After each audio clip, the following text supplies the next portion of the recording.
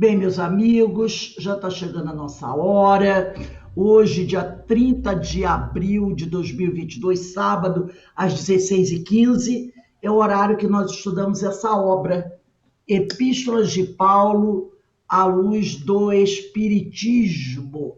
É uma obra do Antônio César Perry de Carvalho, que estuda as Epístolas de Paulo. E nós estamos estudando a Epístola aos Colossenses, né? Essa epístola, como nós já falamos, ela é muito interessante, porque aquela epístola é baseada numa carta escrita para a cidade de Colossos, para a igreja de Colossos, igreja essa que não foi fundada por Paulo. Na verdade, Paulo nunca esteve na cidade de Colossos, era uma cidade muito pequena, na Grécia, né? Ele nunca esteve lá, mas ela foi fundada por um irmão que foi evangelizado, convertido ao cristianismo por Paulo. Esse irmão é Epáfras. E Epáfras, depois de um certo tempo de fundação da igreja, ele começa a observar que alguns companheiros, algumas pessoas vão se aproximando da igreja e trazendo uma filosofia um pouco estranha ao que Paulo havia ensinado a Epáfras, e totalmente diferente do Evangelho de Jesus. E ele percebe que o negócio é muito sério, e ele se sente pequeno e com pouco conhecimento para enfrentar, debater com esses novos filósofos que estão trazendo essa doutrina estranha. E aí ele vai procurar Paulo, passa o problema para Paulo, Paulo percebe a seriedade do problema, e aí ele escreve uma carta para a igreja de Colossos, e nessa carta ele é muito firme no combate a essa filosofia estranha. E o que é mais interessante é que essa carta não é uma das maiores que Paulo escreve, mas é a carta que mais exalta o Cristo. E também nessa carta ele teve ajuda, como várias outras, dos companheiros, principalmente de Timóteo, que é aquele que grande amigo de Paulo, né? Então Timóteo, que conhecia bem os pagãos, vai auxiliar Paulo na escrita, na realização dessa carta. Então, nós viemos comentando sobre essa doutrina estranha, um tema bastante interessante, sobre o teor, né, a preocupação de Paulo. E hoje nós vamos dar continuidade aqui. Nós estamos na página 135 do livro, desse livro aqui, página 135. Então, começa assim. Nós vamos começar na carta aos Colossenses, capítulo 3, versículo 18. Está aqui, 3,18. Quer dizer, carta aos Colossenses, capítulo 3, versículo 18. E é um tema que nós vamos começar a estudar hoje, que até hoje dá uma discussão danada. Até porque Paulo é acusado de algumas coisas de uma forma até injusta, porque as pessoas não compreendem bem o porquê da atitude de Paulo e o porquê de certos procedimentos do grupo religioso, né, em relação a isso. Então, há essa acusação feita a Paulo, mas quando a gente estudando hoje, a gente vai ver que não existe razão para isso. O porquê das pessoas acusarem Paulo? Falta de estudo e de conhecimento. Só isso, falta de estudo e de conhecimento do fato em si. Então, aqui no capítulo 3, versículo 18, diz assim: vós, mulheres, estáis sujeitas a vossos próprios maridos, como convém no Senhor. Um minutinho só, gente, eu vou pedir a vocês um favor só. Um minutinho só.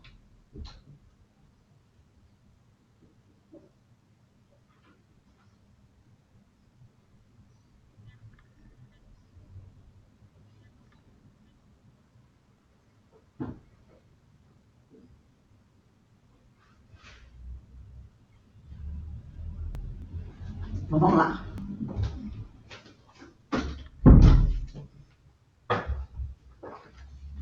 Então ele diz aqui, vós mulheres, deixa eu ver aqui, só um instantinho. Ah, não, peguei o caderno errado. São tantos cadernos.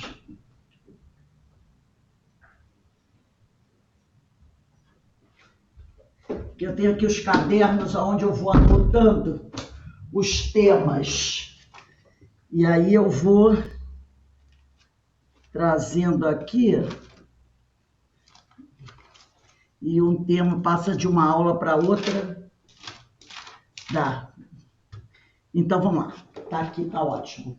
Então ele diz aqui, Carta aos Colossenses, capítulo 3, versículo 18. Vós, mulheres, estáis sujeitas a vossos próprios maridos. Só de ler essa frase, muita gente já fica arrepiada, né? Porque tem um verbo aqui. Esse tal estai sujeitas, é o submetei-vos.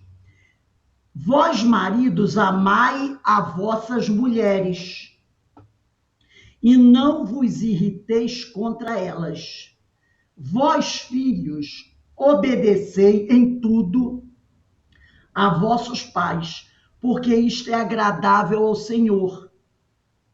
Vós, pais, não irriteis a vossos filhos, para que não percam o ânimo. Então, aqui, ó, vós, pais, não irriteis a vossos filhos, para que não percam o ânimo. Os compromissos matrimoniais e filiais foram abordados por Paulo de acordo com os conceitos da época, os quais devem ser analisados à luz de vários itens, de O Livro dos Espíritos e o Evangelho segundo o Espiritismo.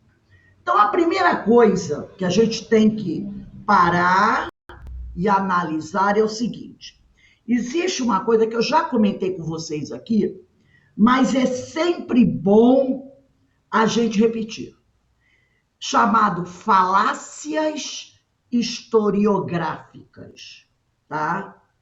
Falácias historiográficas é o seguinte: não se pode analisar uma cultura do passado com os olhos do presente. Nós não podemos analisar uma cultura do passado de 1.000, 2.000 anos, aqui é de 2.000 anos ou mais, que é a cultura judaica, com os conceitos que nós temos hoje da sociedade, tá? No momento que você faz essa análise, julgando aquela cultura com o conceito que você aprendeu hoje, você está comprometendo a sua isenção sobre aquele fato. Porque, na verdade, a gente não consegue uma isenção total. Isso é muito difícil, uma isenção total. Mas, se você começar a analisar a vida daqueles povos do passado com os conceitos que você tem hoje de sociedade, não é possível. Não é possível. Nós precisamos olhar para o passado com o olhar do passado. Olhar a forma com o olhar da cultura daquela época. Entendeu? Por isso Jesus utilizava parábolas.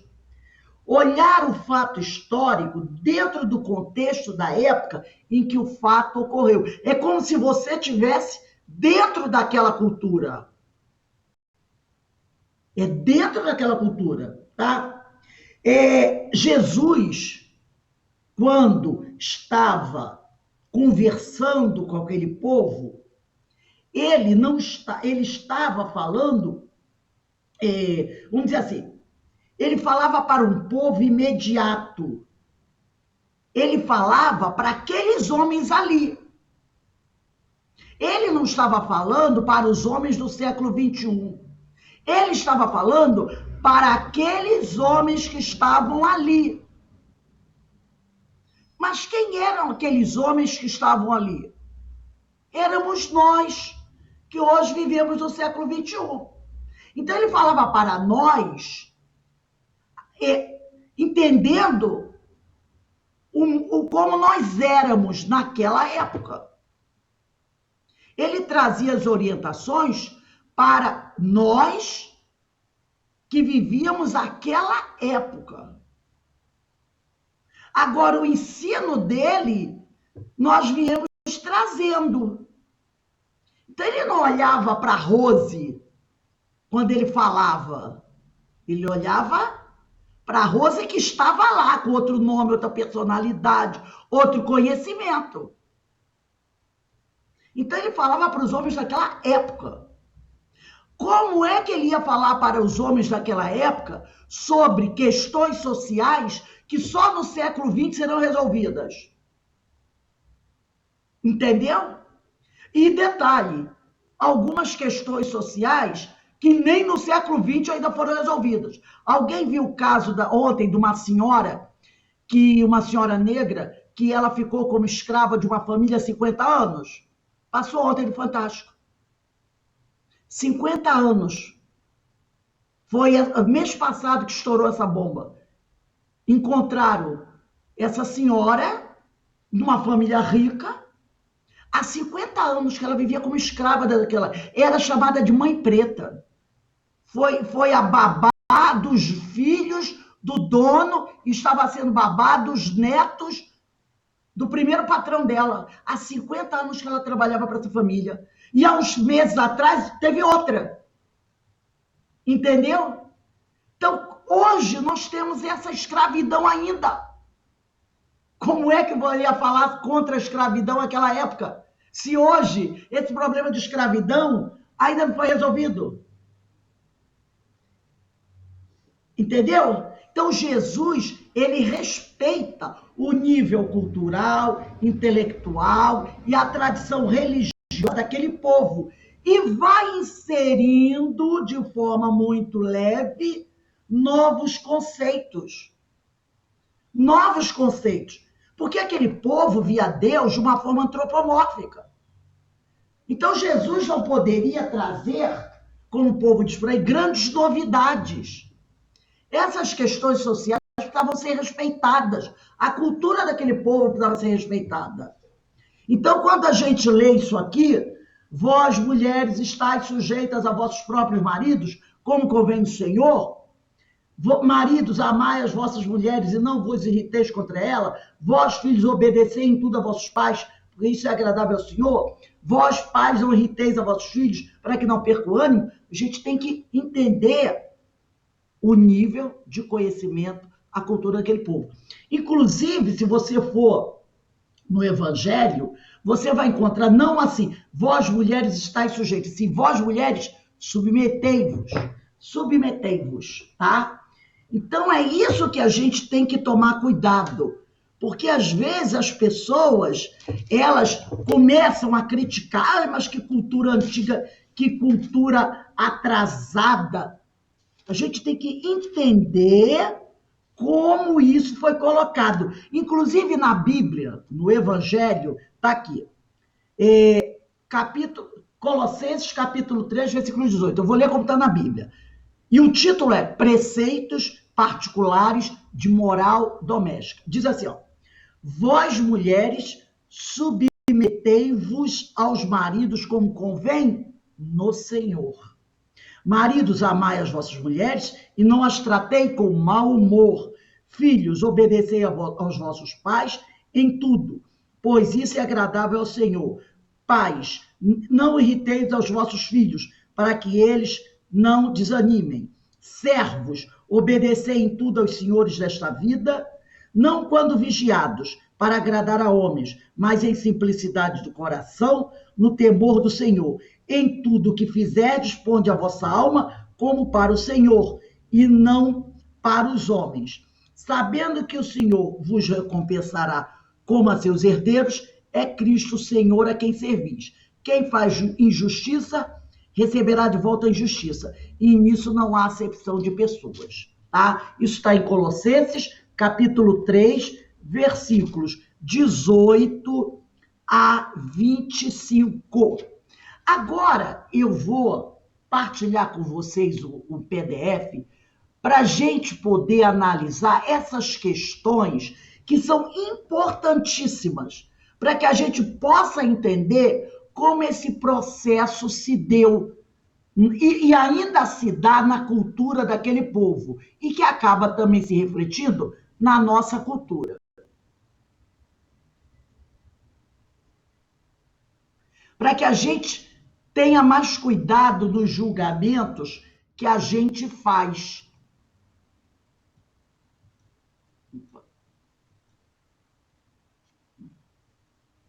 Tá aqui. Carta aos Colossenses, capítulo 3, versículo 18 a 21. Eu li aqui na Bíblia até o versículo 25.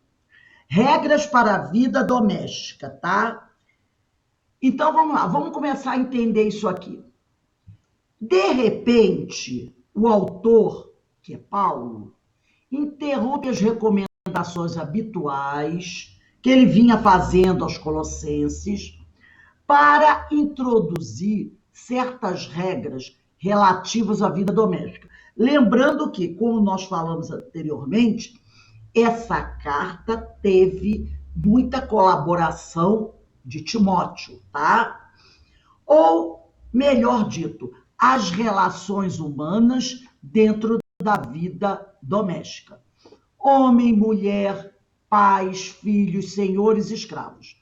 Os escravos, como eu falei ontem, pertencem à família e não são vistos como problema social, e sim como problema de família.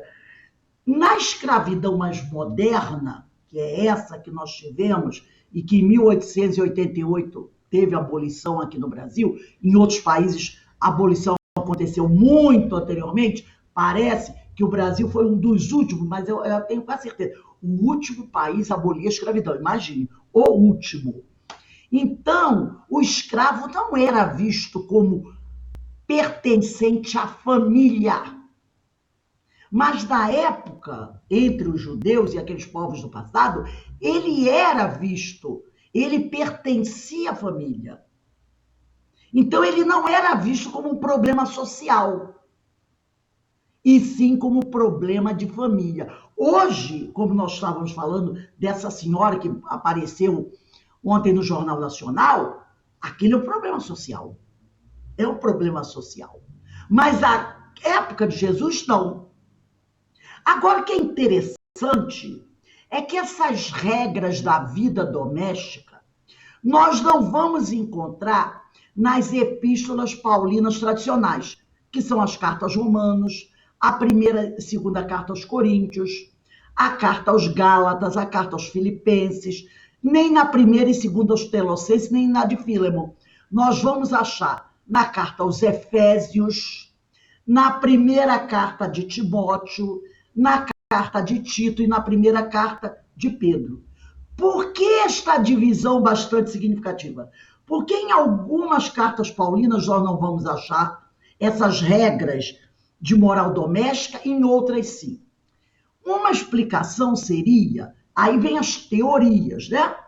Uma seria que as epístolas, que são com certeza escritas de punho do próprio Paulo, não contém essas regras domésticas. Ao invés, as epístolas que poderiam ter tido outro redator, como Lucas, como Timóteo, têm essas regras.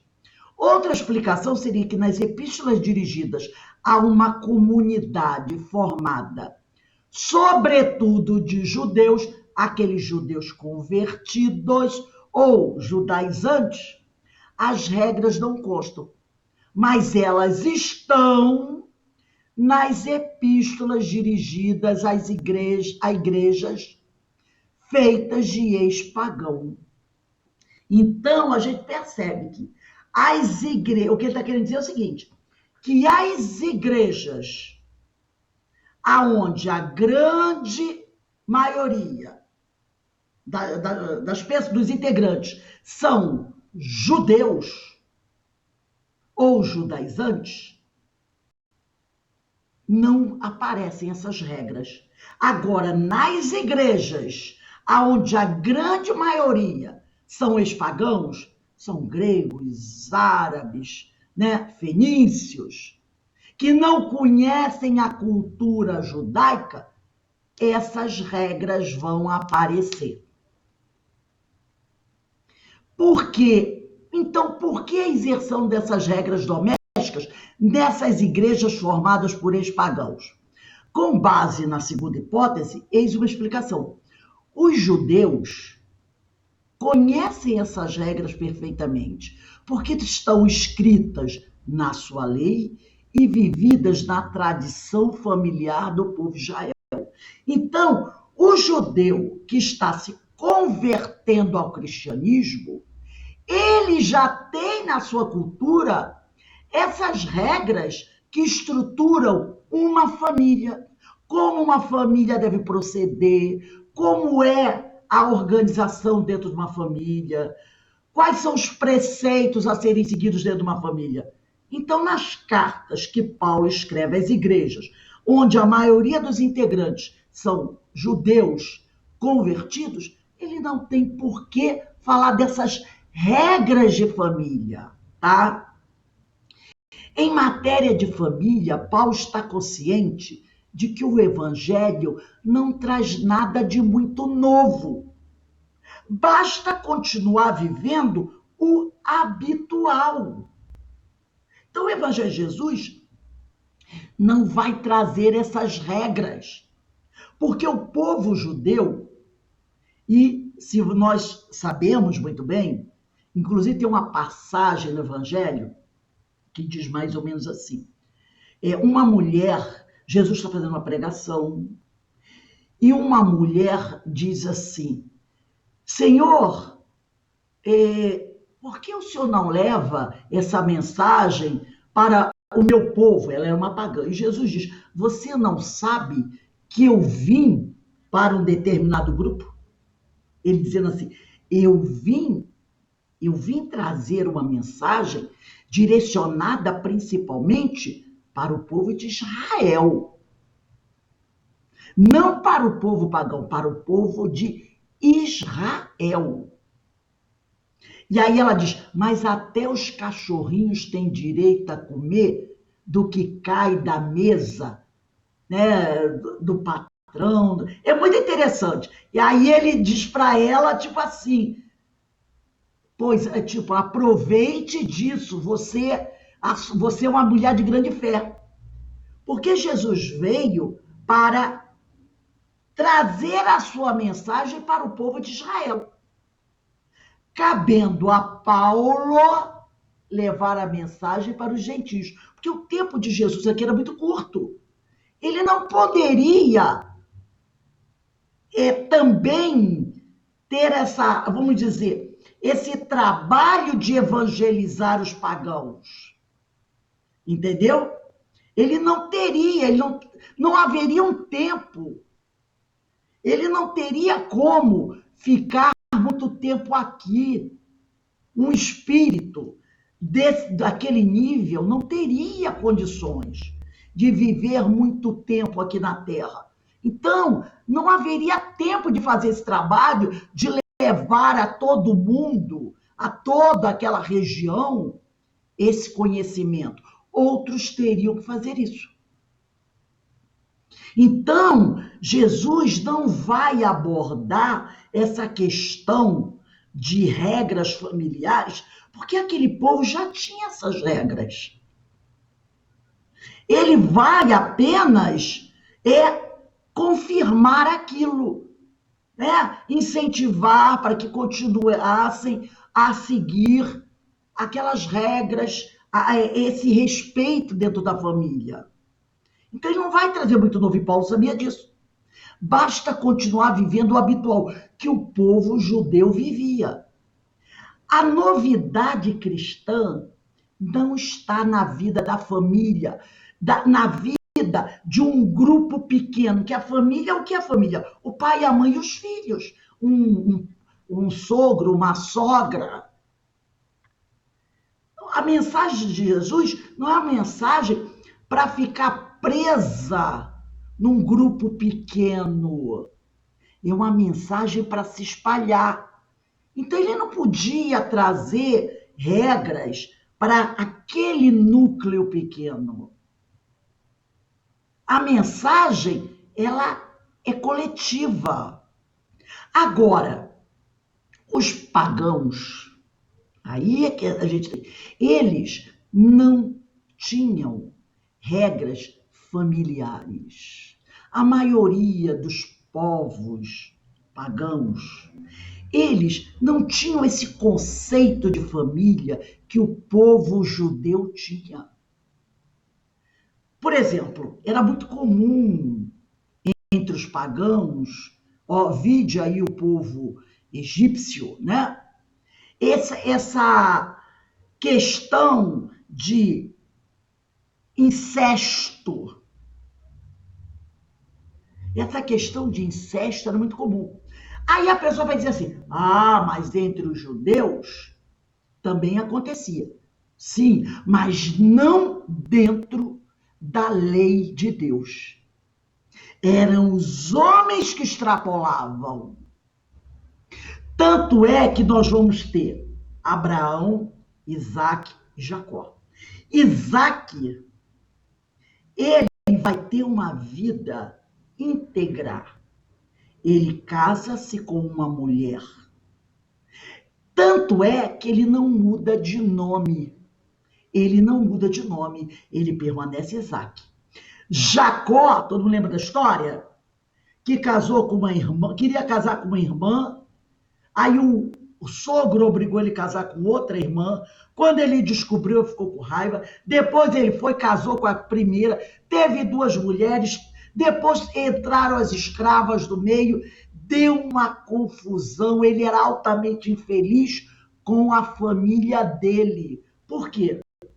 Porque ele não seguiu a regra que estava lá nos 10 mandamentos.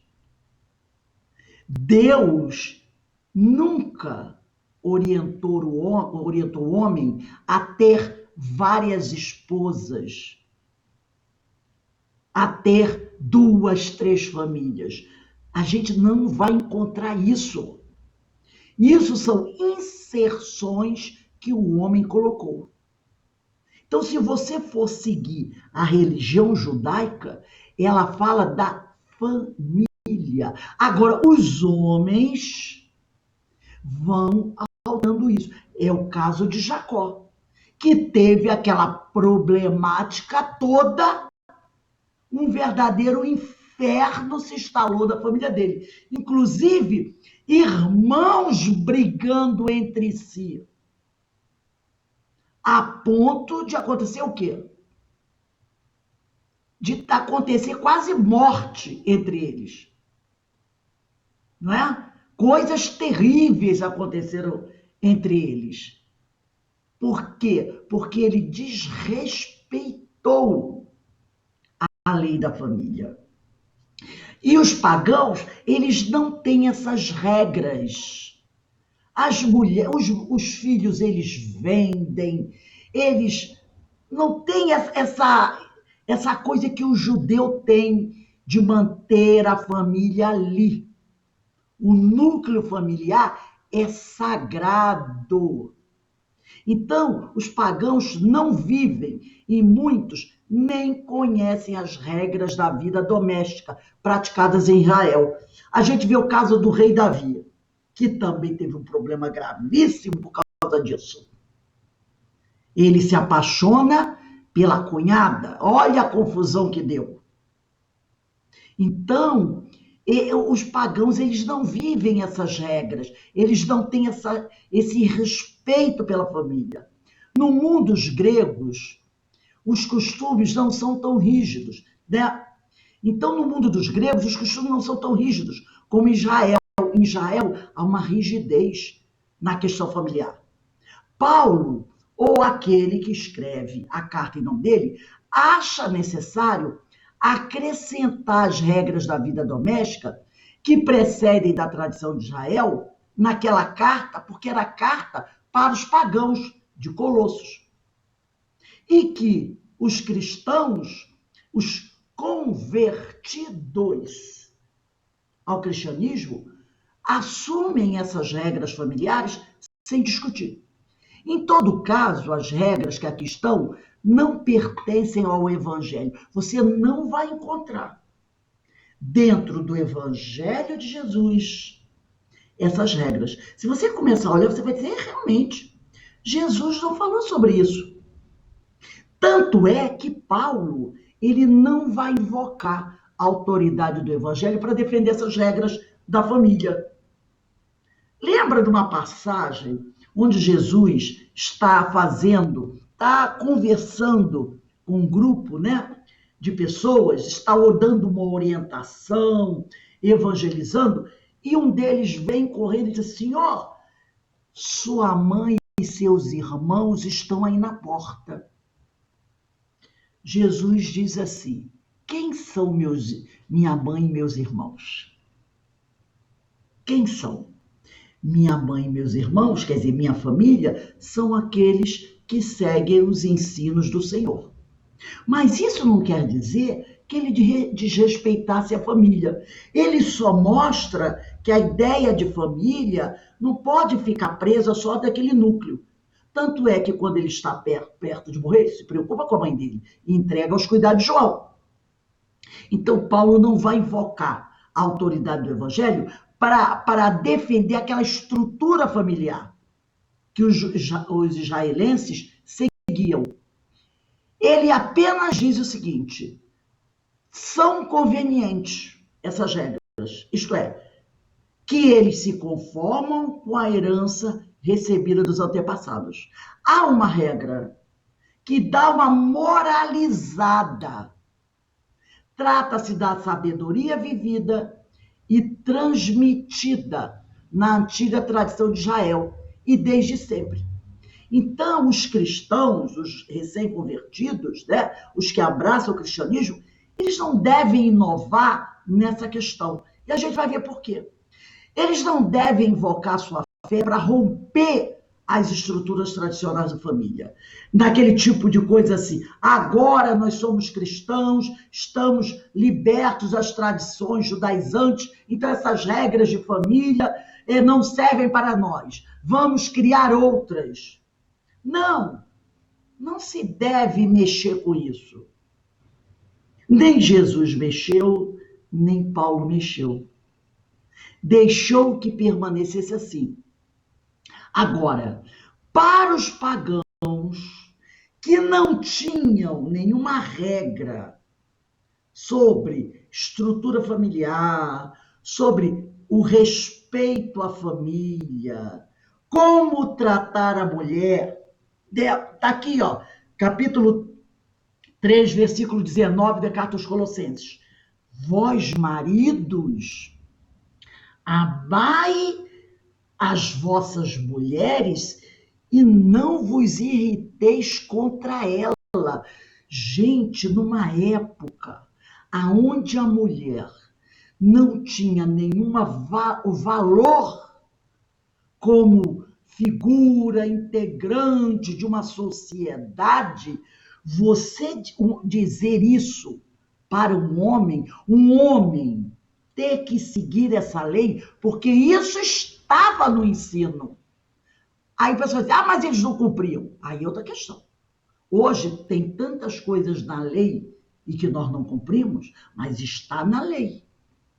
A lei é boa. O problema não está no texto, está em quem lê e interpreta o texto e não aplica. Então, na lei diz, vós, maridos, amai as vossas mulheres e não vos irriteis contra ela. Isso era de um avanço para 2, 3, 4 mil anos, porque quando essa lei foi instituída, foi lá com Moisés. 3.000 anos antes de Cristo. Isso é de um avanço extraordinário. E os pagãos são ensinados a seguir essas regras. A tradição de Israel vale para eles também. O cristianismo não muda a natureza da sociedade humana, sobretudo a família. O cristianismo, à época de Jesus, não tem novo modelo para implantar. Por outro lado, Paulo não justifica essas regras com argumentos metafísicos, religiosos. Ah, porque Deus mandou que o homem seguisse essas regras da família. Ele não diz isso. Ele toma essas regras como uma estrutura que já existe, como uma herança de uma longa história de Israel. Ele não as consagra como se fossem regras definidas por Deus para sempre. Entendeu? Ele sabe que essas regras criadas por Moisés, pelo povo de Judá, é para um tempo. Por quê? Porque as regras do Senhor são regras para o eterno, a eternidade. Vai lá nos 10 mandamentos. Tudo que lá se encontra é para a eternidade. Essas regras que Moisés define para a sociedade, ele sabe que são transitórias e precisam ser aperfeiçoadas com o tempo. Então, ele não pode defini-las como regras divinas. Então, ele não toca nesse assunto. Exatamente por isso é que não se lhes deve dar deve dar um valor maior do que ela realmente tem. São regras a curto prazo, como a nossa Constituição. São regras a curto prazo. Resposta imediata a uma situação de fato. Qual era a situação? Ter uma moralização no comportamento familiar. O que é que nós podemos ter agora? É isso. Então, essa regra vai ser colocada. Mas Paulo sabe que, com o tempo, ela terá que ser aperfeiçoada. E se tem que ser aperfeiçoada, não é uma regra vinda do Senhor, tá? Na vida de família, os cristãos aceitam a condição estabelecida de fato. Eles, primeiro, não rejeitam a família como os pagãos rejeitam, não fogem da família, da sua realidade daquele tempo, como fazem certos filósofos, não desacreditam das relações de família. Também não as sacralizam, porque elas não são regras divinas. A mensagem que Paulo quer comunicar é que os cristãos são chamados a viverem a sua vida nova neste mundo tal como ele é. É viver a sua nova vida de cristão naquele mundo que ele estava inserido, com as regras e as leis que existiam naquele mundo. É viver a vida tal como ele é. Tá? É lógico que, frente a uma injustiça, você tem o direito de contestar. Mas você tem que entender que esse mundo é um mundo temporário. É um mundo terrestre, como hoje. Nós vivemos aqui, no nosso planeta. Quantas injustiças nós vemos acontecer? Nós temos que buscar, lutar, criar novas leis, leis mais justas. Mas nós não podemos dizer assim, eu caí de paraquedas nesse mundo. Esse mundo não é para mim. É sim. É um mundo onde nós estamos inseridos, porque é o mundo do nosso nível evolutivo. Pode ser melhorado? Pode, mas não pode ser rechaçado. Você vai viver aonde? Nós temos o poder, sem pensar na questão do suicídio, de nos retirarmos deste mundo? É uma pergunta que eu faço para vocês. Por que eu estou aqui? Se eu tivesse esse poder, eu já teria feito um estalar de dedo e me retirar daqui. Sem falar na questão extrema do suicídio, que é uma fuga. Eu não tenho esse poder. Aí eu vou dizer o quê? Deus errou. Não, Deus não errou. Então nós somos chamados a viver a nossa vida, uma vida nova, uma vida no Senhor, neste mundo, tal como esse mundo é. E na condição humana, tal como é.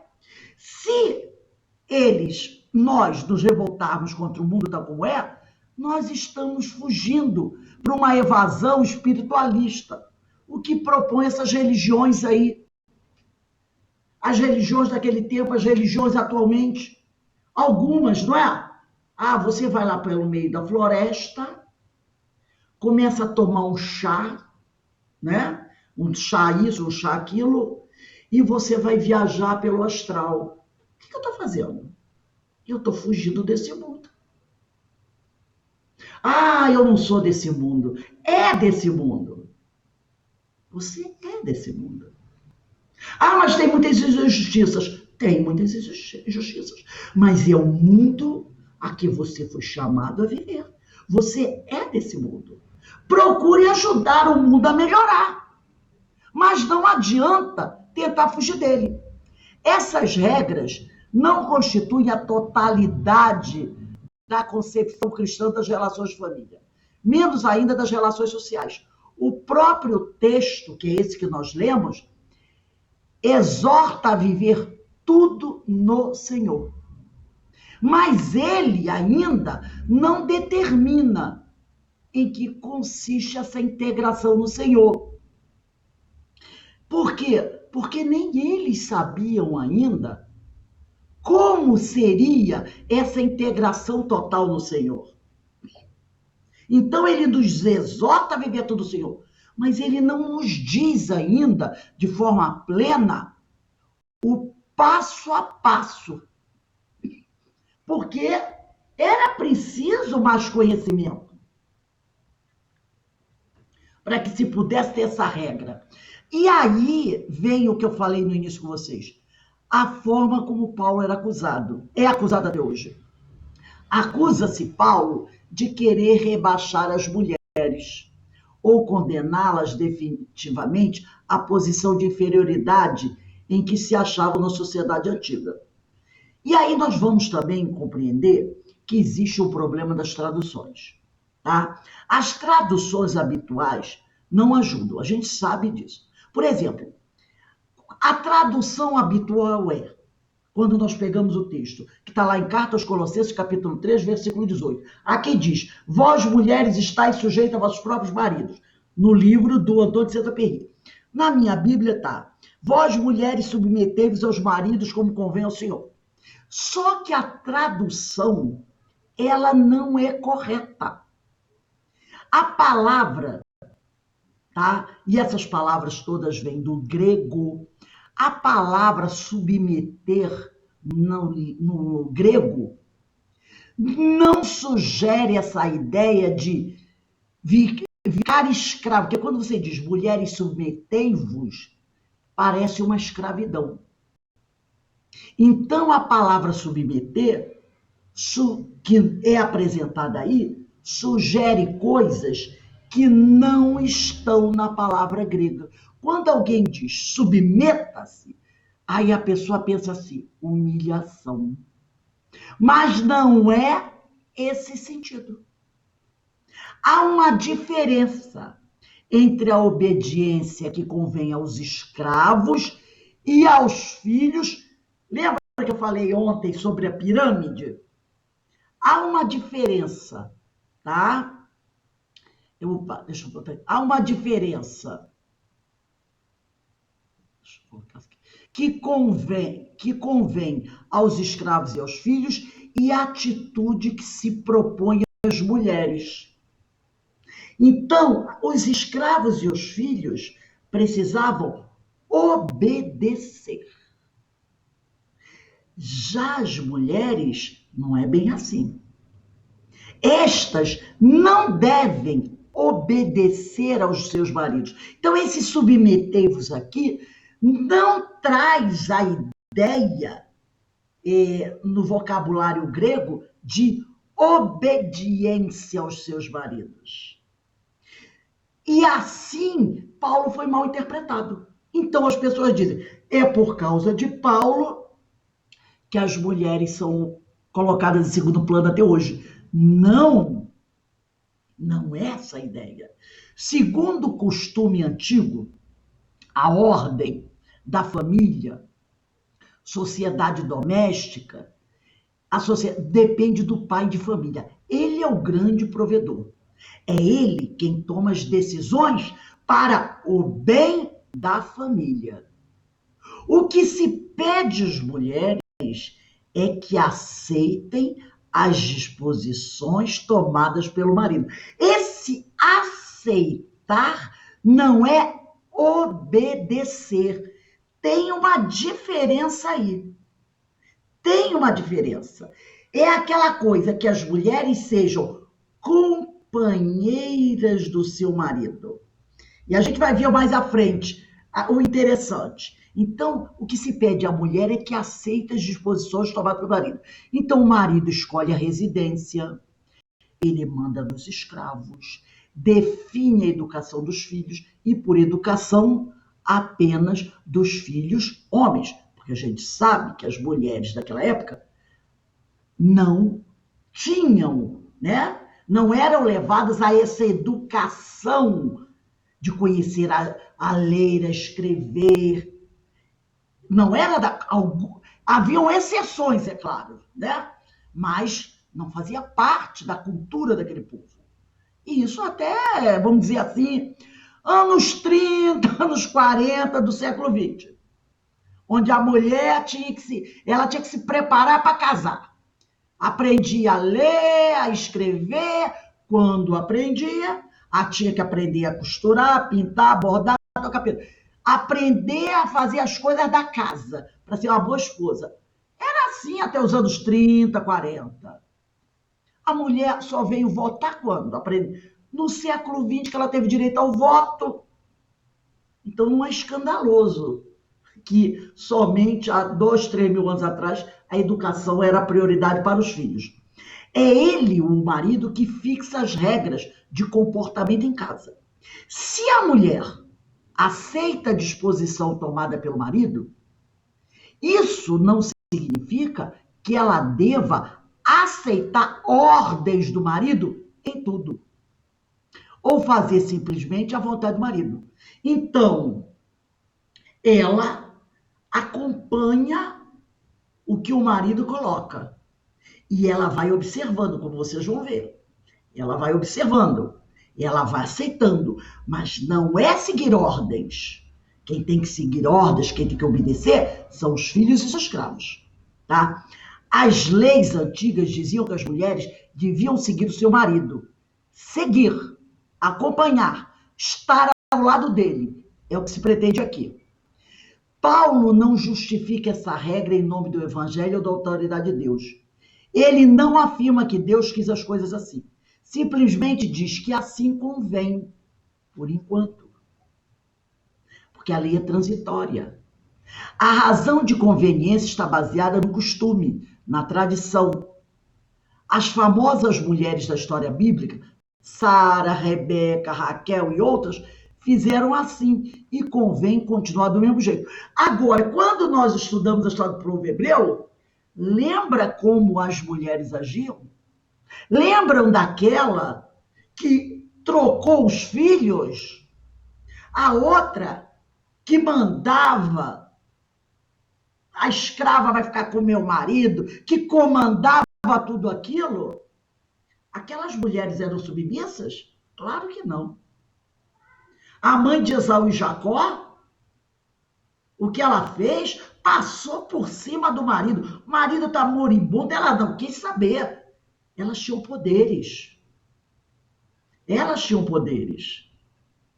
E não quer dizer que elas tinham que obedecer cegamente ao marido. Entendeu? Por outro lado, essa subordinação aos planos decididos pelo marido tem uma regrinha aí. Será sempre no Senhor. E é isso aí, é muito sério. Se o marido impõe coisas que não estão no Senhor, a subordinação da mulher acaba. Aqui há o limite. Então, deste versículo não se poderia deduzir que a mulher não pode nunca separar-se do seu marido. A regra suprema é no Senhor. Vamos trazer isso para a vida atual. Você tem uma família, um casal. E aí, o marido tem um comportamento violento dentro de casa. Agride a esposa, agride os filhos, gasta todo o dinheiro da família com bebida, com jogo, deixa a família passar fome, tem agressões verbais e físicas. Eu pergunto, a atitude dele, o comportamento dele está no Senhor? Não. Então, a mulher, a ideia que vem lá do passado, poderia sim surgir contra ele e pedir o divórcio. Então, quando hoje, século XXI, nós escutamos algumas seitas dizendo o seguinte: a mulher nunca pode se separar do marido, a mulher tem que ser submissa ao marido, porque o marido é o rei do lar, é o chefe da casa, é a cabeça da família.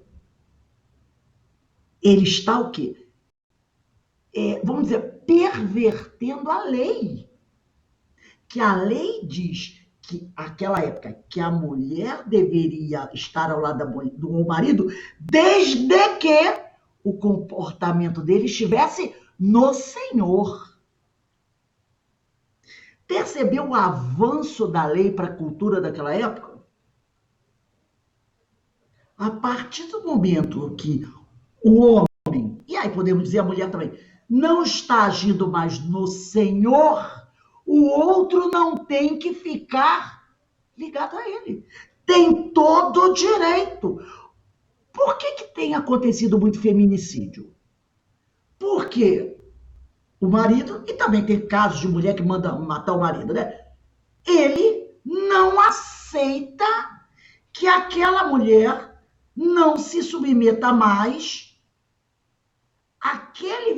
àquela forma de viver que ele aplica dentro de casa. Agressões, espancamentos e tudo mais. Quando a mulher, depois de muito, que a gente sabe que dificilmente é da primeira vez, né? Poucas são aquelas que vão embora da primeira vez. Tem sempre aquela coisa do voltar, nunca mais farei isso, daqui a pouco faz de novo e vai, até que chega ao extremo de tirar a vida da pessoa.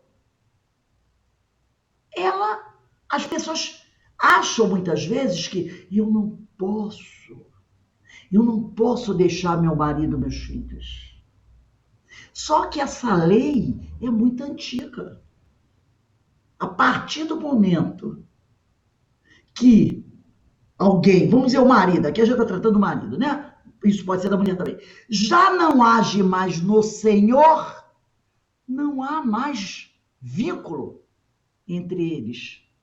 Então isso era uma coisa moderníssima. Moderníssima. Tão moderna que até hoje ainda não foi compreendido.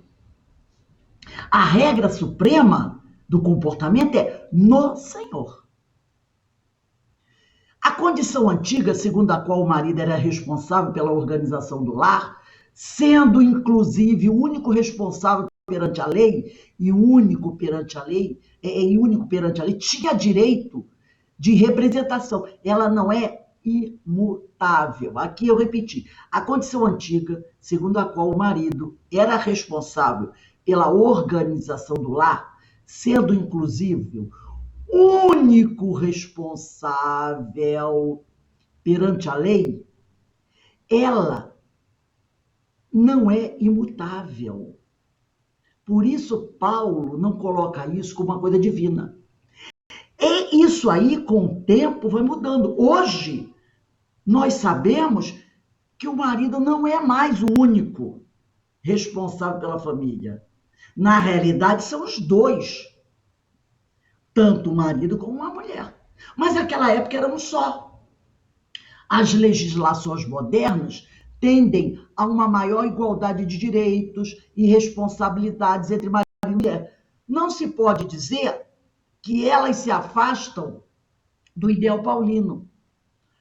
A regra que aqui está enunciada não se opõe de modo algum à mudança da lei dos povos. Se as leis e as tradições mudam, novas regras surgirão que exprimirão o que é ser mulher no Senhor. Pois o próprio Cristo ele não definiu nada. Conforme a sociedade vai evoluindo, os espíritos vão percebendo o que é ser homem, o que é ser mulher no Senhor. O que é ser um espírito no Senhor. Então, o Cristo ele não vai definir. Somos nós que vamos definir. Por exemplo, há uns anos atrás, nós poderíamos ter um conceito. O que é ser um cristão no Senhor? Hoje, a nossa definição já é diferente. O que é ser um cristão no Senhor? No passado, ser um cristão no Senhor era aquele homem que ia, ou a mulher que ia sempre à igreja, se confessava, recebia a comunhão, batizava seus filhos. O espírita no Senhor era aquele que frequentava as reuniões públicas, não faltava uma. Recebia lá o passe, bebia água fluidificada, não questionava nada. O que viesse da espiritualidade ele aceitava. Hoje, nós sabemos que não é assim. O que é ser um cristão no Senhor? Hoje nós sabemos que o cristão, o Senhor tem que questionar sim. Veio mensagem do Espírito, vamos questionar. Não vamos aceitar assim. Vamos analisar. No passado, nossa, olha o que a Regina do livro Diversidade dos Carismas sofre. Então, as coisas vão mudando. A prescrição dada aos maridos encerra, naquela época, já encerra algo de novo. Amar a mulher não estava nos cânones da sabedoria helenística, que era a sabedoria pagã. Já era um grande avanço o homem ter que amar e cuidar e zelar da sua mulher. Era um cuidado que a gente já não vai encontrar naquelas culturas, nas outras culturas. Contudo, os exemplos do Antigo Testamento anunciam essa atitude. Sendo o chefe da casa o marido, ele sofre a tentação de impor seu humor, não é? Nós não temos isso? O chefe, muitas vezes, chefe da casa, o marido, cabeça. Então, muitas vezes, ele sofre a tentação de impor seu humor a todos os membros da família. Mas a lei diz que ele tem que reprimir esse mau humor e tratar a mulher com delicadeza. A lei traz isso. Os filhos devem obedecer aos pais. Trata-se dos filhos não emancipados. Os emancipados não precisam mais obedecer aos pais. Só os não emancipados, que ainda vivem na casa de família. As mulheres não devem obedecer. Elas devem seguir os seus maridos, atentas para ver se eles estão no Senhor. Os filhos devem obedecer. O motivo é que isso é agradável ao Senhor. Motivo que parece lembrar esse preceito que está lá no Decálogo. Os pais devem ter paciência e não pedir o impossível. Senão os filhos desanimam e o resultado fica pior. É uma regra muito importante, mas que hoje ainda não obedecemos. Quantos pais não têm paciência com seus filhos? Não respeitam os seus filhos, não respeitam os gostos dos seus filhos. Mas estava lá no Código Mosaico que os pais deviam ter paciência com seus filhos. O que dizer aos escravos? Isso aqui é muito interessante, muito interessante. Paulo sabe, ele sabe que a escravidão não tem nenhuma justificação. Não se justifica a escravidão, nem naquela época, nem hoje. Tá? Mas ele não dá nenhuma razão para justificá-la, como faziam os filósofos antigos. A escravidão não tem nenhum fundamento numa vontade de Deus ou na natureza das coisas. É apenas uma situação de fato daquela cultura. Naquele tempo, ninguém imagina uma sociedade que não esteja fundada nos escravos. Não se imaginava isso. Gente, no século XVII, no século XVIII, o mundo também não imaginava uma economia que não girasse pela mão dos escravos. Afinal, quem ia plantar a cana-de-açúcar nas usinas? Quem ia plantar o café? Quem ia fazer os trabalhos domésticos? Século XVII, século XVIII, quando a escravidão negra se espalha pelo mundo, como aquele povo daquela época, o que hoje parece uma coisa absurda, como aquele povo ia imaginar uma sociedade sem os braços do homem negro? Não se imaginava, era uma loucura. Como? Quem é que vai plantar o café? Quem vai plantar a cana? Quem vai tirar o ouro das minas? Vamos ter que pagar o homem branco para fazer esse trabalho inferior, cavar terra? Não imagina, ninguém imaginava isso. Tanto é que quando acaba a escravidão no Brasil e começam a chegar os primeiros colonos da Europa, foi uma confusão danada. Porque o fazendeiro que recebia essas famílias, ele não sabia como é que eu vou tratar esse povo. São brancos. Eu não posso dar chicotada neles. Eu não posso botar no tronco. Foi uma coisa, um choque. Porque antes ele tinha um ser para trabalhar ali que não era nem gente. Era igual aos animais. Não se tinha esse respeito. Era essa a visão daquele povo. Imagina isso há 2, 3 mil anos atrás. Então, uma sociedade que não estivesse fundada na escravidão, ninguém imaginava. E os cristãos que começam a ouvir a palavra do Senhor, do ama ao próximo a ti mesmo, era um grupo muito pequeno. E se eles quisessem fomentar uma revolução para acabar com a escravidão, seriam imediatamente exterminados. E sem probabilidade que os escravos entendessem a mensagem. Por exemplo, todo mundo conhece a história de Espartaco, né? Foi um escravo que viveu por volta do ano 100 ou 200 a.C. Ele liderou uma grande revolta de escravos contra o governo romano. Foram anos de luta, até que eles foram derrotados. Mas se eles tivessem vencido, eles teriam feito uma nova sociedade de senhores, eles se tornariam senhores e escravos, em que apenas as pessoas teriam mudado de lugar. Porque eles se tornariam os patrões e os vencidos seriam escravos deles. Uma coisa que muita gente critica na nossa sociedade, né? Aqui mesmo no Brasil, quantos negros alforriados se tornaram homens ricos e poderosos e que tiveram seus escravos? Chica da Silva. Aqui mesmo, um barão, um visconde, que era o dono, ele foi o dono do Palácio da Casa Amarela, onde hoje é a Câmara dos Vereadores, né? A Praça da Águia, tem um palácio, né? Ali, onde é a Câmara dos Vereadores. Ele era o dono, acho que é um visconde, um homem negro, tinha escravos.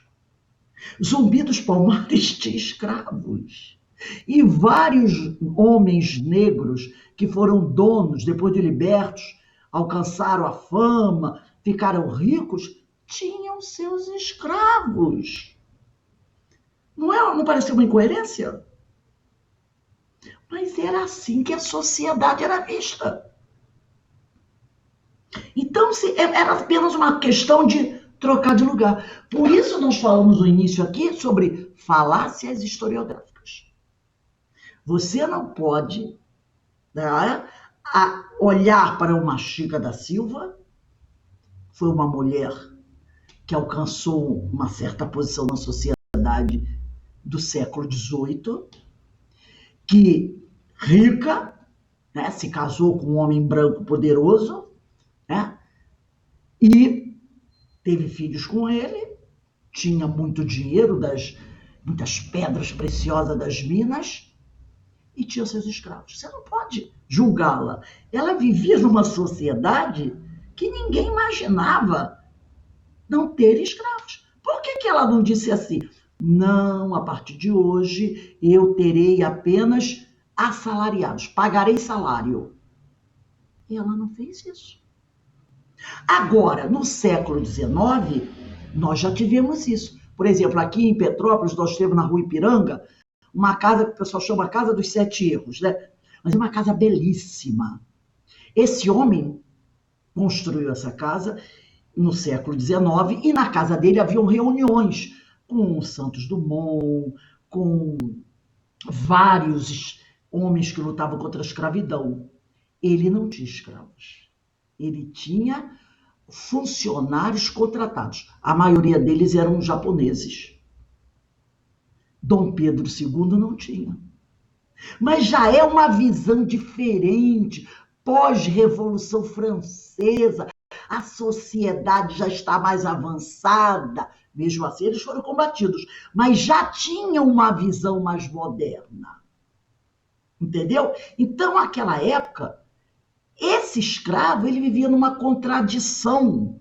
Por um lado, ele não aceitava a sua condição de escravo, porque essa condição de escravo não tem fundamento nenhum perante o Senhor. Por outro lado, ele não tinha nenhuma possibilidade de mudar a sociedade.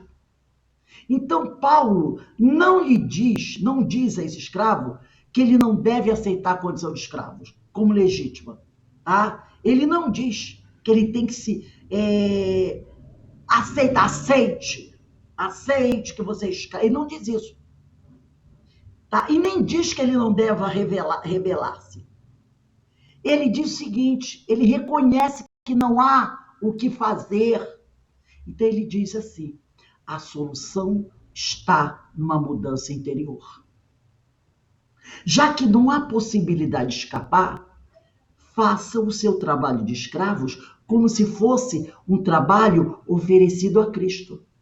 Não trabalhem pelo senhor terrestre, já que este não merece esse trabalho.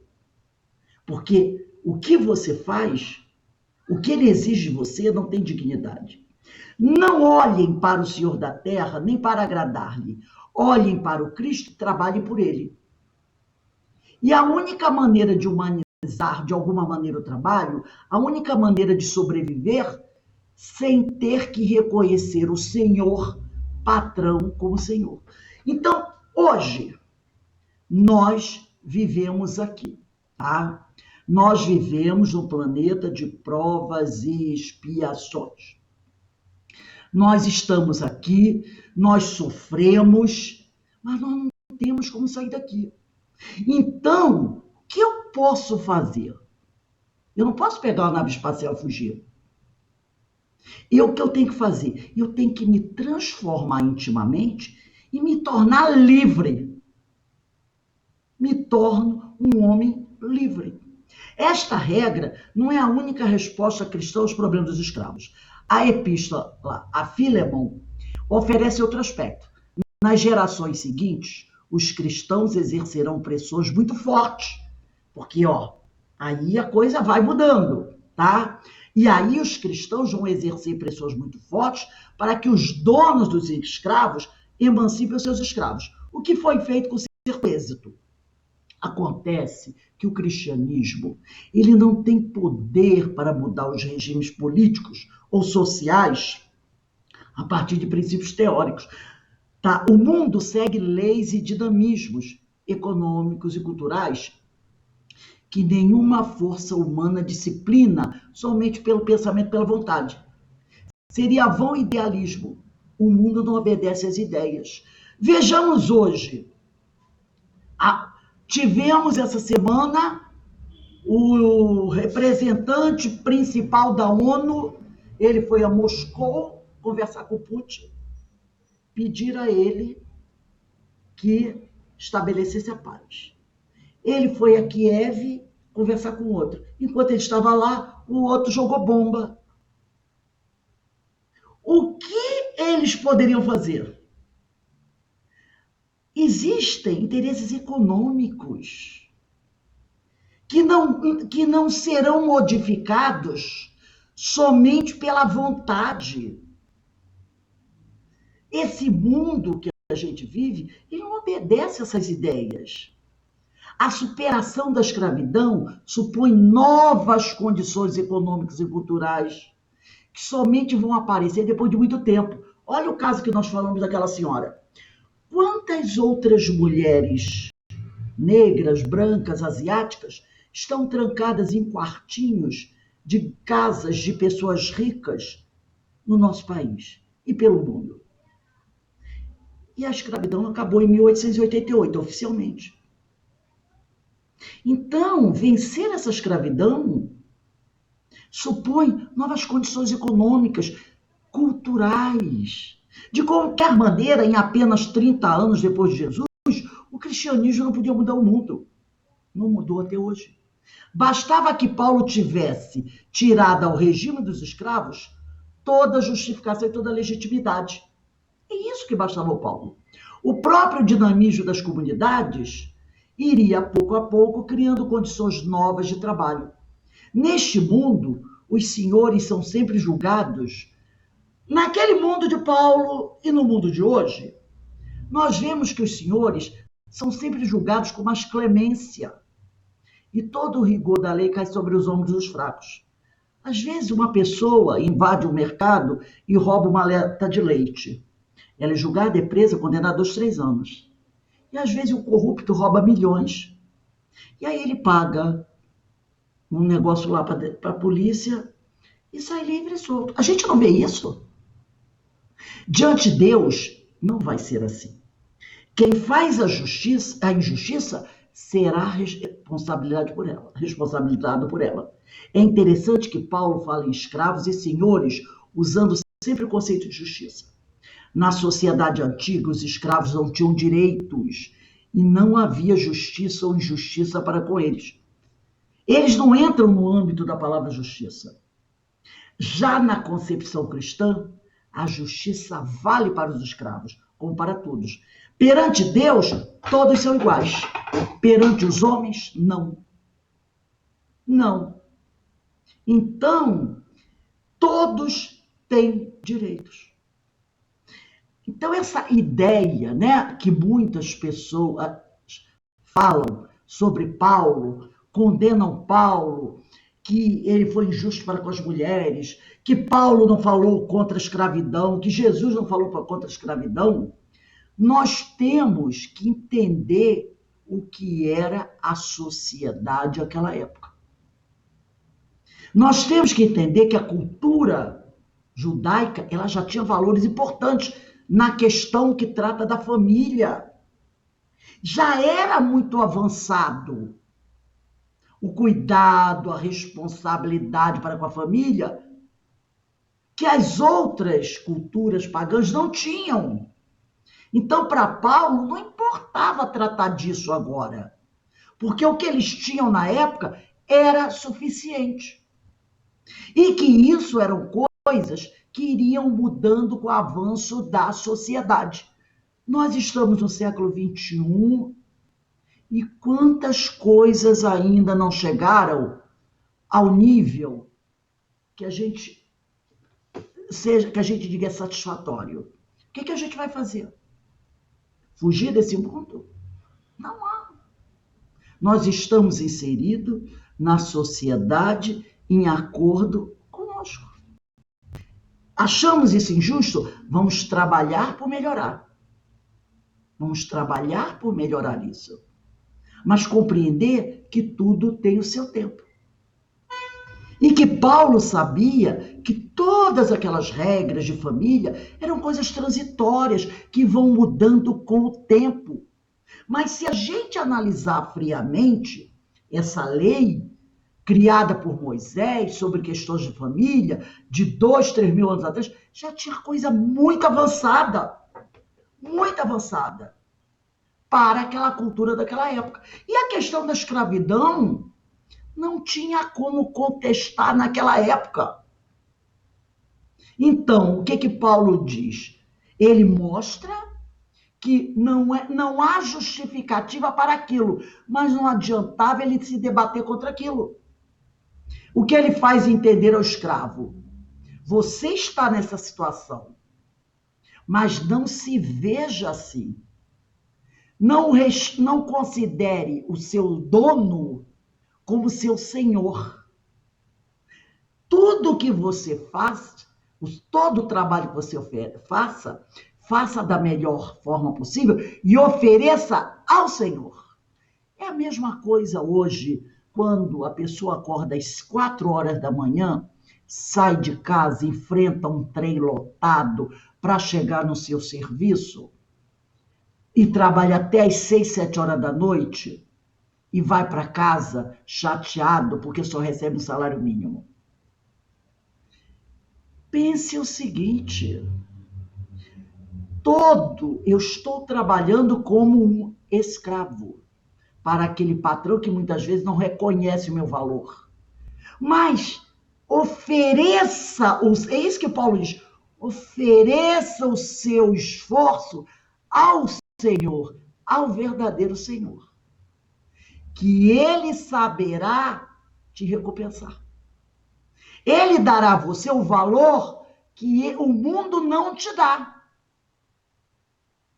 Tem como você fugir disso? Não, por quê? Porque às vezes você não estudou, não teve oportunidade, não se qualificou profissionalmente porque não teve oportunidade, não é verdade? Então, muitas vezes você tem que trabalhar como um operário de uma fábrica, um trocador de ônibus, com um salário mínimo. Você não tem qualificação para ganhar 10 mil reais, que seria um salário suficiente para você viver muito bem, obrigado. Existe também isso. Agora, não se revolte contra isso. Faça o seu trabalho de forma honesta e ofereça o seu esforço ao Senhor. É isso que Paulo diz. Não adianta você ir para as ruas e tacar fogo nos ônibus, quebrar a vidraça das lojas. Não adianta. Não vai mudar a sua situação. Vai até piorar. Vai até piorar. Você pode lutar por melhores condições de vida? Pode. É seu direito. É seu direito. Mas entenda o que você pode fazer. Não se rebele. Não fique revoltado, porque não adianta nada. Você vai acabar ficando amargo. Se você está ali vivendo essa vida, há uma razão de ser. Agora, viva da melhor maneira possível. Deu para captar essa mensagem? Eu gostaria, ainda tem 5 minutinhos aí, que vocês, alguém aí, comentasse alguma coisa para a gente fechar isso aí. Olha, Rose, é realmente muito interessante como aquela época isso era, porque a gente só via a mulher classificada naquela época do lado dos hebreus como aquela que não tinha direito a nada, como se fosse um bicho também, né? Tinha que seguir, não era nada. Mas a gente não tinha acesso a essa informação, essa interpretação, né? Vamos dizer assim.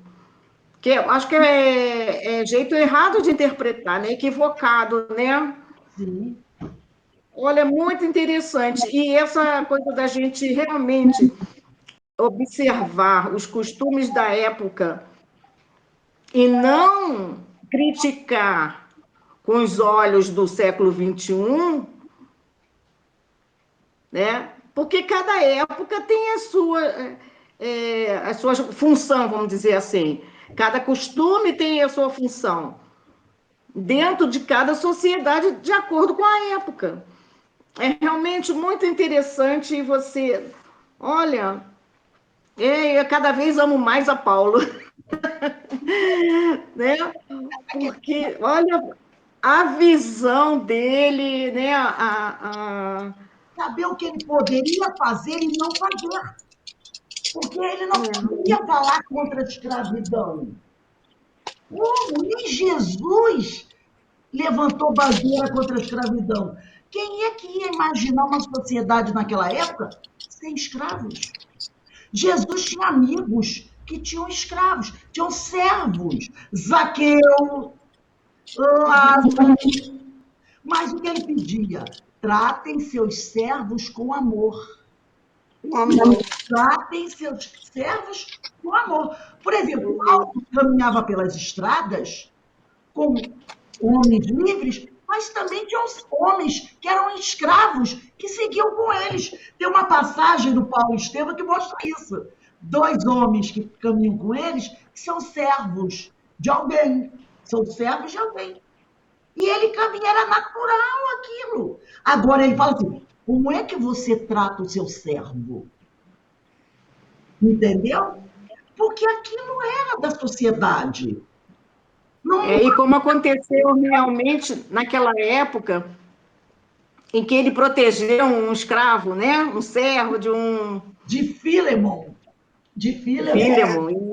O servo foge. Eu lembrei agora. Ele evangeliza esse servo. Aí o Filemon, para quem ele escreveu aquela carta, escreve para Paulo chateado. Vem cá, o meu escravo fugiu e agora ele está com você? Que isso é errado. Aí Paulo reconhece o direito dele sobre o escravo e diz, tudo bem, eu vou mandar ele de volta. Mas presta atenção. Cuidado. Muito bem, porque quem te evangelizou fui eu.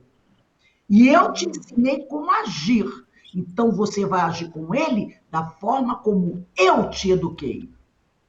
Com amor. Então Paulo escreve praticamente uma carta ameaçadora contra Filemon. E, tipo, para Filemon receber o escravo de volta, Paulo não pede que ele dê liberdade ao escravo. Ele pede, ele vai voltar e você vai tratá-lo muito bem, como eu orientei a você quando eu lhe evangelizei. Respeitando aquela cultura. Entendeu? E as mudanças vão ocorrendo aos poucos. Como eu falei no trato com a mulher. Era dito à mulher, você não é para obedecer a mulher. Quem tinha que obedecer eram os filhos e os escravos. É para você estar ao lado dele. Enquanto ele agir no Senhor. No momento que ele deixar de agir no Senhor, você pode ir contra ele. E elas iam aos tribunais, lá, aos templos, aos religiosos. Porque um homem que fosse acusado de agir fora do Senhor, daquela cultura, era muito castigado. E muitas vezes a mulher tinha direito ao divórcio, voltar para a casa dela e levar parte do dinheiro dele, das posses dele. Entendeu?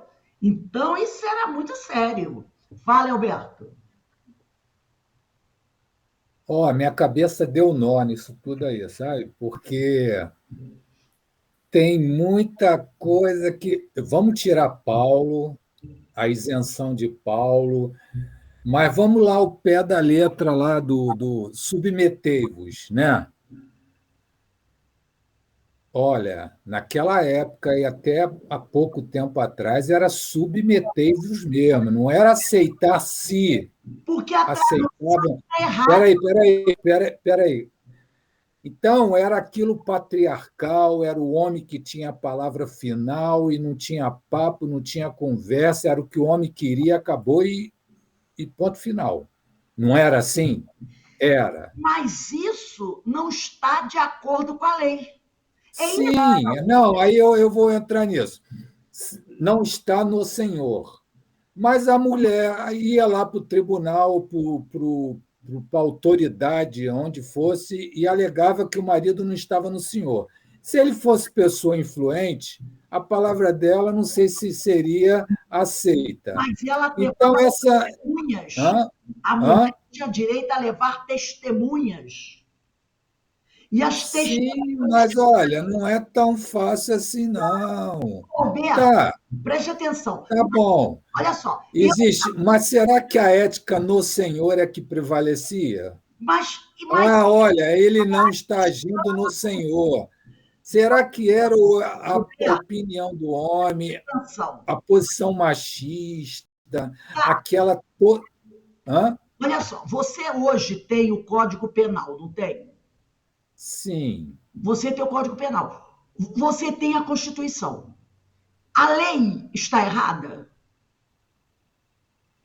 A lei? É, a lei. Você tem lá. Ah, A a lei, lei é lei. o que diz a lei? Todos os homens são iguais perante a lei. A lei está errada? Não. Quem é que está errado? É o homem, é a sociedade que não usa a lei. Então, a lei está correta. E de acordo com o grau evolutivo, você vai e compreendendo a lei. Então, Rose, Então, nessa questão do Senhor, no Senhor, é a lei de Deus que determina o comportamento ideal do homem. isso. Mas o homem seguia no Senhor a lei de Deus, ou a lei vigente da sociedade Que ele patriarcal, machista, Mas por que ele não seguia no Senhor? por causa do grau evolutivo dele. Gente, isso é temporário. Sim, E a gente ainda vê isso hoje. Vai para o interior aí que a gente vê, aqui no A gente, qualquer. o que a gente Então, não é isso. A lei, para aquela época, ela era avançadíssima. Mas o problema não está na lei, o problema está no homem, na nossa mente, como diz a Ana. Então, hoje, a pessoa diz assim: ah, a sociedade era daquela época. Sim, mas a lei era avançada. Agora, o homem, ele leva tempo para ir aceitando aquela lei. Em muitos casos, a mulher conseguia sim. Em outros casos, não. Como hoje. Como ó, hoje. hoje o homem não aceita, precisou a Maria da Penha, uma lei coercitiva para poder dar limite ao homem. Agora eu pergunto a você: a lei anterior já não era suficiente para conter a violência do homem? Era. Vamos analisar friamente. No preto e no branco, ali, do claro, há necessidade de uma delegacia de mulher? Isso na Suécia, não. Na África, no Brasil. Não, não, eu estou dizendo, não há necessidade, porque No ideal, pelo exatamente, como deveria ser o homem são projetado como isso. perante a lei, não há necessidade. Por que se criou uma delegacia de mulher? Porque o homem não respeita a lei ainda.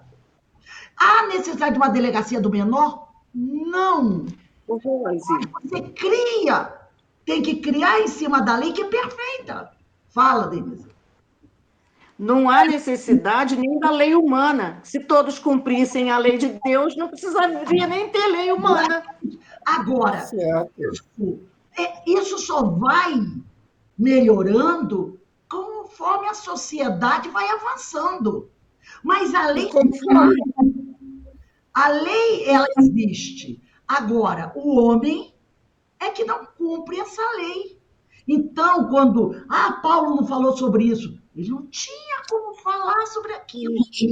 Não tinha como falar sobre isso. Nesse caso, eu estou isentando até Paulo, porque era uma pessoa, um um espírito, não posso... Não, Paulo era muito coerente, muito consciencioso, ele era de uma visão muito avançada.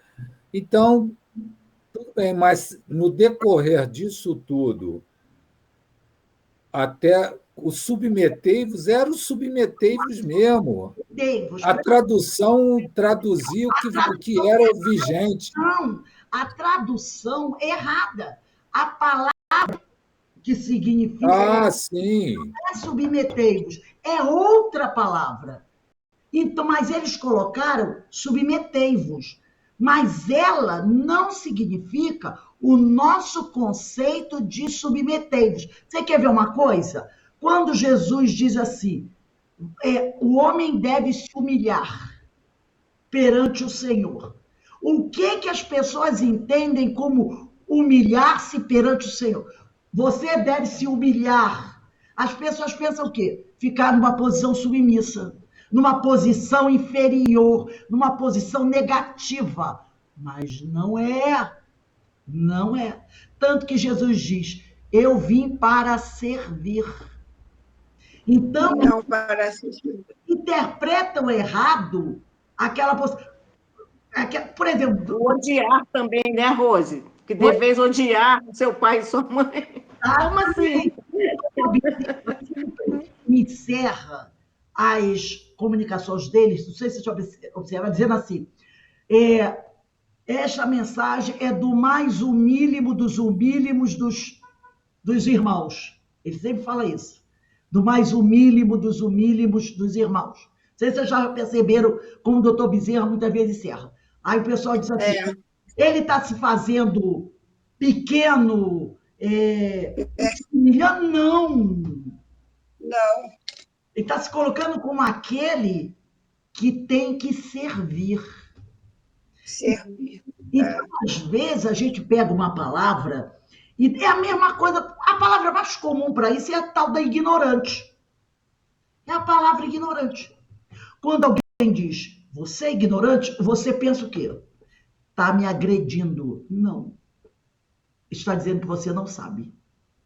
Mas a gente traduz, duvida alguém de primeira mão traduzir a palavra ignorante como está dizendo que eu não conheço. O cara chega, você é um ignorante. O quê? Ignorante é você. Realmente os dois são, porque nenhum dos dois está sabendo qual é a tradução correta da palavra ignorante. Entendeu? Então, Alberto, a lei já existia naquela época. Uma lei que era justa para aquela época, para o nível evolutivo do povo daquela época. Alguns seguiam essa lei. Isaac foi um que seguiu, tanto é que ele não foi rebatizado. Os outros não seguiram. Então, Paulo também sabia que essas leis eram transitórias. Conforme a sociedade ia evoluindo, ele sabia que a lei ia mudar. Jesus também sabia. Disse assim, isso aí é coisa dos homens. Com o tempo, vai mudando, vai mudando, vai mudando, vai mudando, vai mudando. A lei vai se aperfeiçoando. Então, o homem daquela época era assim? Era. Mas não era porque a lei o impusesse a ser assim. Era porque ele não tinha ainda a grandeza de compreender a lei. Assim como, né, Rose, daqui a milênios, 2000 anos, coisas que a gente faz atualmente na sociedade vai ser completamente execrada. Porque eles vão achar um absurdo. Por exemplo, um absurdo você já é. Imagina daqui a 1000 anos, você lavar a calçada com a água da torneira, a água tratada. Né? Então, é assim, faz parte do progresso. Muito isso. Não colher a água que cai da chuva e não reutilizá-la. Porque a quantidade de água daqui a 1000 anos na Terra vai ser bem menor do que é hoje.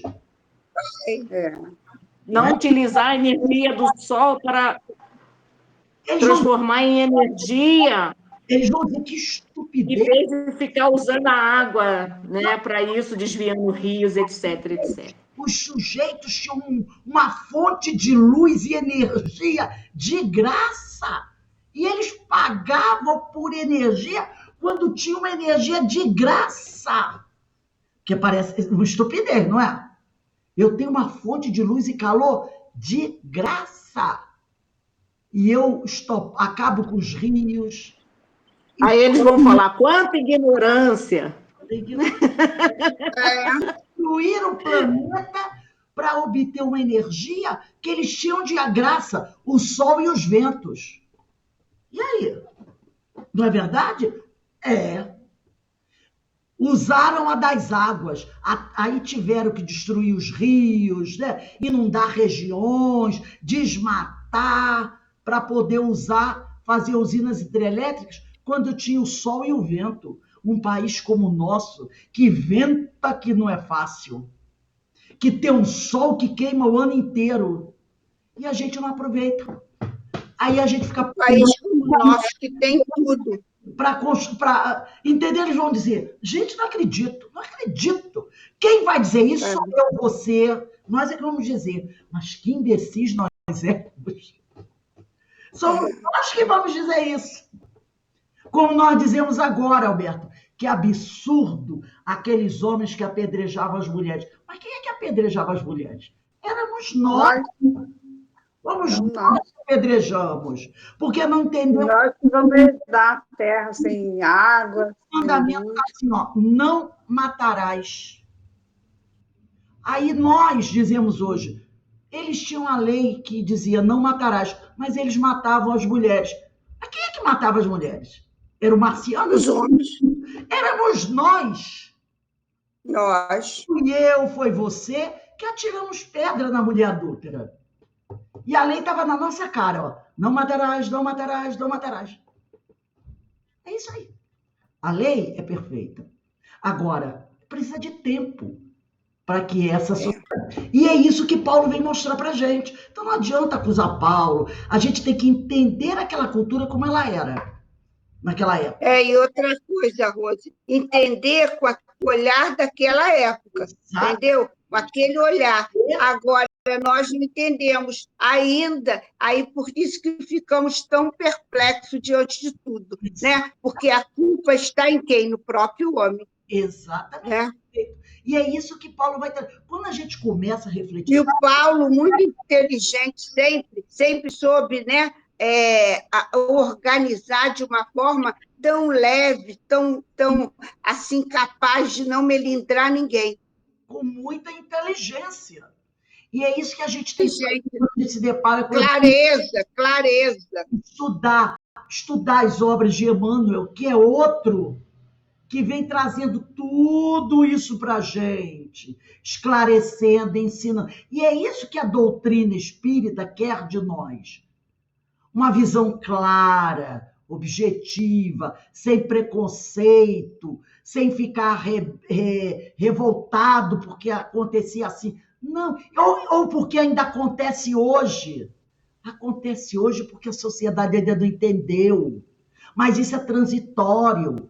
O que eu posso fazer para ajudar? É isso que nós temos que ver. O que o escravo e o servo? Lembra a história do escravo e do servo? Fala, Ana. Hoje de manhã, no estudo do Céu e Inferno, né, que a gente vai entrar nos criminosos arrependidos. Aí a Rosana falou uma verdade, falou uma coisa que eu nunca tinha pensado, que nós somos os criminosos arrependidos. Perfeito. E encaixa bem aí, né? Porque... já estamos, de certa forma, arrependidos, né? Isso. E que a gente vai continuar. E tem coisa que a gente nem detectou que fez de errado. E ainda não se arrependeu porque não sabe que errou.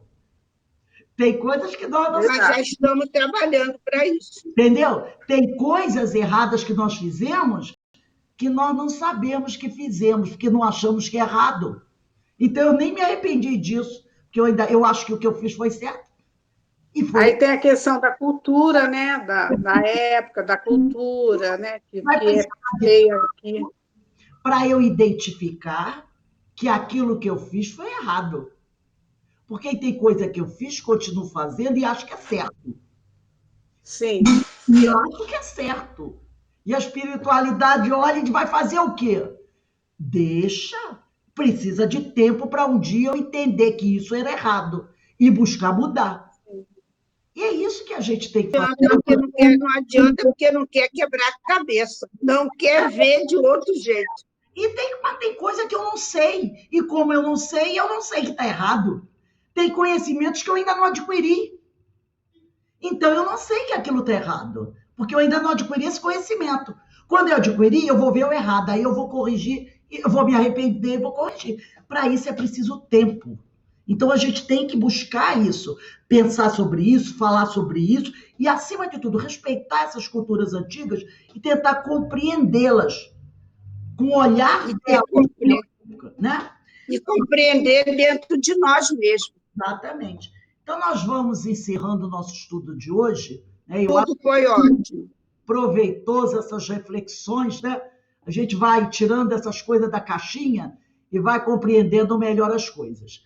Então, para a gente encerrar o nosso estudo de hoje, eu vou pedir à nossa companheira, Ana Brito, para fazer a nossa prece de agradecimento. O Alberto teve que se afastar, porque ele vai fazer o culto do lar agora, mas nós vamos encerrar agora. Eu pedi, Ana Brito, faz a nossa prece, por favor.